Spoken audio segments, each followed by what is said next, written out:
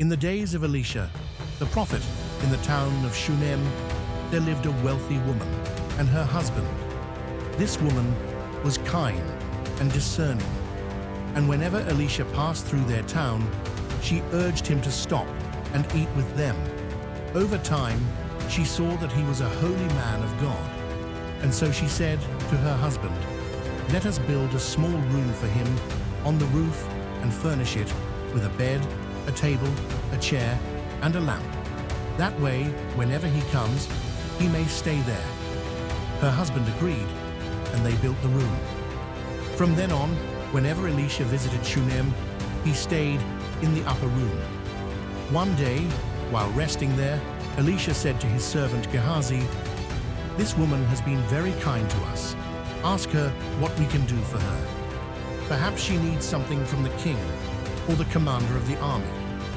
But the woman replied, "I dwell among my own people." She was content and asked for nothing. However, Gehazi noticed that she had no son and that her husband was old. Elisha then called her and said, "About this time next year, you will embrace a son." The woman was astonished and said, "No, my lord, do not deceive your servant." Yet, as Elisha had spoken, the woman conceived and bore a son the following year. The child grew, and one day he went out to his father in the fields. Suddenly, he cried out, "My head! My head!" His father told a servant to carry him to his mother. She held him on her lap, but by noon, the boy had died. The woman laid him on Elisha's bed in the upper room and shut the door. Without telling her husband of the child's death, she asked for a donkey and set out to find Elisha at Mount Carmel. When Elisha saw her coming from a distance, he sent Gehazi to ask if all was well with her, her husband, and the child. She responded, "It is well." But when she reached Elisha, she fell at his feet in distress. Gehazi tried to push her away, but Elisha stopped him and said, "Her soul is in deep anguish, and the Lord has hidden it from me." Then she cried out, "Did I ask for a son? Did I not say, 'Do not deceive me'?" Elisha immediately sent Gehazi ahead with his staff, instructing him to lay it on the boy's face, but the woman refused to leave unless Elisha himself came. So Elisha went with her. When Gehazi reached the house and placed the staff on the child, there was no response. He returned to Elisha and reported, "The child has not awakened." Elisha entered the house, shut the door, and prayed to the Lord. Then he lay on the child, placing his mouth on the child's mouth, his eyes on his eyes, and his hands on his hands. As he did this, the boy's body grew warm. Elisha walked back and forth in the room, then repeated the process. Suddenly, the boy sneezed 7 times and opened his eyes. Elisha called Gehazi and told him to summon the Shunammite woman. When she entered, Elisha said, "Take your son." She fell at his feet, overwhelmed with gratitude, then took up her son and left, her heart full of joy and awe at the power of God. Thus, the Lord restored what had been lost, and the faith of the Shunammite woman was rewarded.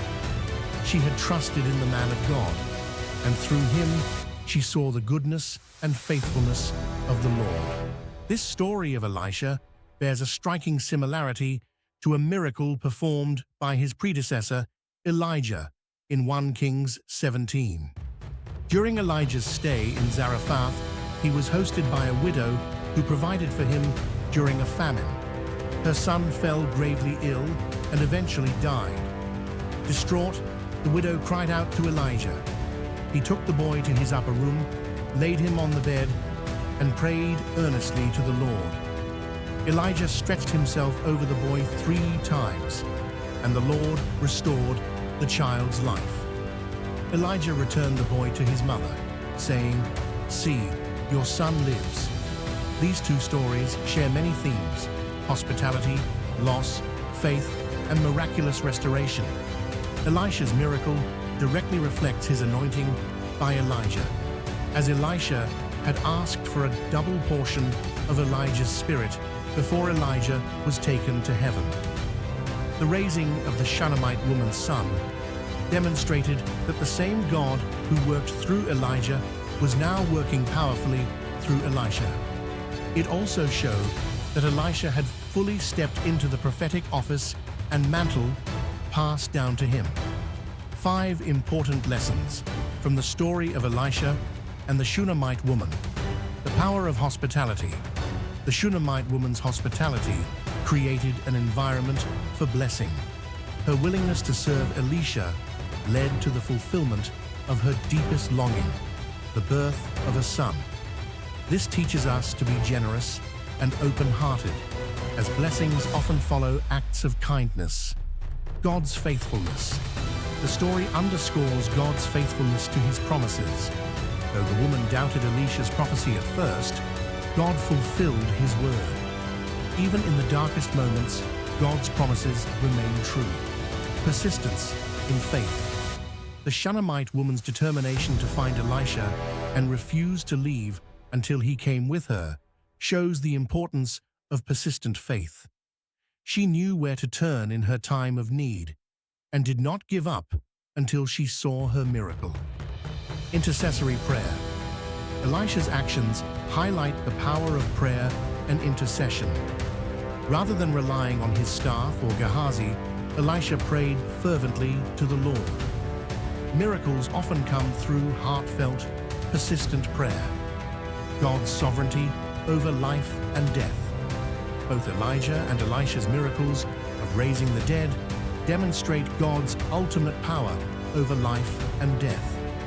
These stories remind us that nothing is impossible for God, no matter how hopeless a situation may seem. If you found this teaching insightful, be sure to like and subscribe to our YouTube channel. Stay tuned for more powerful biblical stories and lessons that can transform your life. Thank you for watching, and may God bless you abundantly.